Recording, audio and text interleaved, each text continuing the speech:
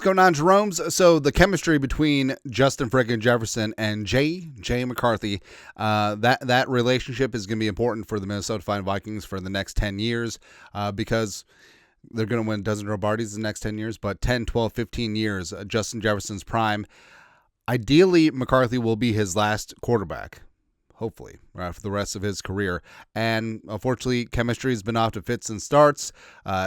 Jefferson had the hamstring issue in training camp, so they weren't able to get those precious reps together. But they've had some great moments. Jefferson's 2 touchdowns this year, both coming from J.J. McCarthy and making some big-time plays when they're there. But the narratives as of late have basically... This is exactly what happens. This is like the Florioization of national media, where everyone's looking for, Justin Jefferson wants a trade. He wants this. Oh, he hugged Sam Darnold a little too tight. Aha, he wants to get out of there. Nah, nonsense, man. And even though statistically this is going to be the worst year of Justin Jefferson's career, including 2023, where he missed 7 games with a hamstring, but 64 catches, 810 yards, two touchdowns. Ideally, he gets over 1,000 yards because that is still a benchmark for receivers. But 4 games to go, it is what it is. And 15 receiving yards the last 2 games. A lot of mitigating circumstances. You had the Bros show making his first start against a great defense in Seattle. And then basically the commies were just straight up double teaming Jefferson all damn day. So again, what was he supposed to do in that spot? But J.J. McCarthy had himself a big-time day as, again, double-teaming Jefferson basically makes the defense play 9 on 10, which, we'll take that all day.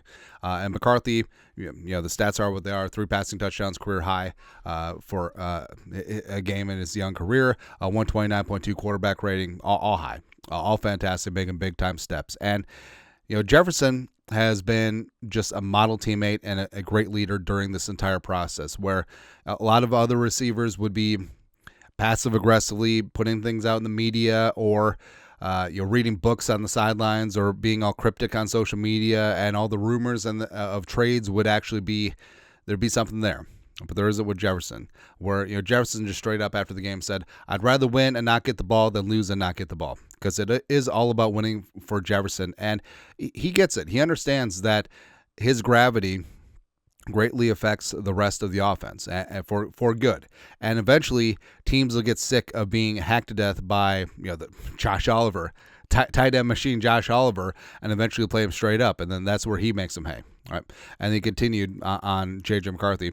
J.J. McCarthy deserves this type of game, just the hard work he's been putting in and just the criticism, all of the stuff that's been going on. He's a young quarterback. I don't think people really understand. They forget, he didn't really play last year, so this is really his first year really playing and being with his team. So there's going to be times where there's going to be adversity and things that might not look the greatest, but him just keeping on that road and bouncing back today, it's definitely a great game for him. And absolutely right.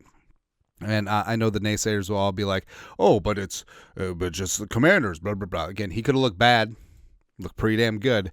And Jefferson, it's not just words, right? Because someone in Jefferson's shoes could just say all the right things, but behind the scenes, not feeling it. But again, the clip that's been going around about him clapping when McCarthy makes the right decision, not throwing to Jefferson, since Jefferson was covered, hitting Addison, moving the sticks in front of Kevin O'Connell, that just speaks volumes about the type of player, the type of teammate, and type of captain and leader that Justin Jefferson is. And the stats will come. Like eventually, like we said, teams will stop double teaming him because everyone else is tearing him apart, right? So